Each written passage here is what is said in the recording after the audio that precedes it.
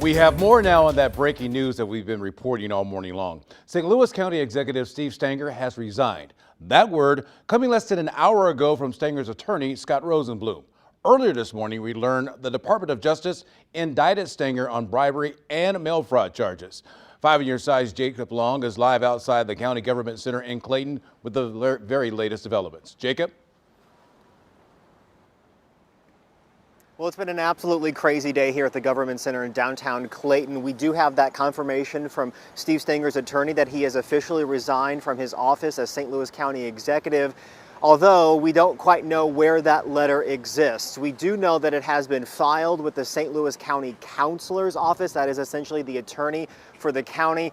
I went up there and tried to get a copy of it. They said it hasn't been filed yet, so we now have a requesting with the county clerk's office to go ahead and try and get the official resignation letter from Mr. Stenger to see what, if anything, it might say. The other thing we're working to nail down is exactly what is going to happen next. With this resignation, we know that as we speak, St. Louis County is without an executive, and so now it is going to be up to those elected officials on the St. Louis County Council to pick a new person.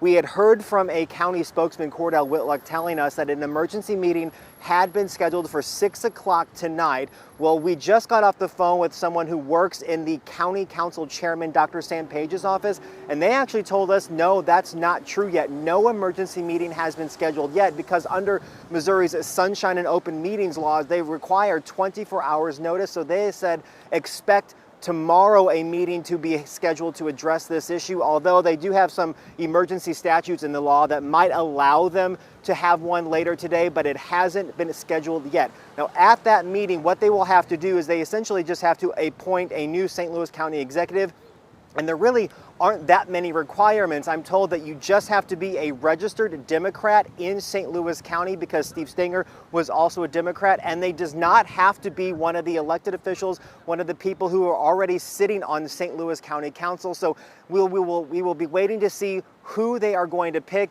We are, of course, staked out here at the Government Center trying to gather some more reaction from those county council members to figure out what exactly their next move will be. And of course, we will be keeping an eye on that resignation letter as soon as we can get our hands on it. Back to you.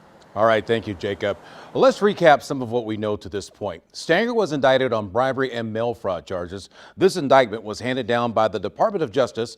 According to court documents, the feds say Stenger awarded contracts in exchange for campaign donations and fundraising events. Now, here's a specific look at those charges. The DOJ says Stenger took official action to ensure that John Rollo and his company, Cardinal Insurance, obtained insurance contracts through St. Louis County during 2015 and 2016. They say Stenger helped the same man get consulting contracts and options to purchase land in Wellston. Those are just a few of several charges outlined in this wide-ranging indictment. It alleges that Stenger took steps to hide, conceal, and cover up his illegal conduct and actions, including making false public statements. There is a 1 o'clock court hearing scheduled for downtown in which Stenger will be arraigned before a federal judge. If convicted, each charge carries a maximum penalty of 20 years in prison and a $250,000 fine. We'll be covering the story all day, both on air and online. Look for updates on the KSTK app and on KSTK.com.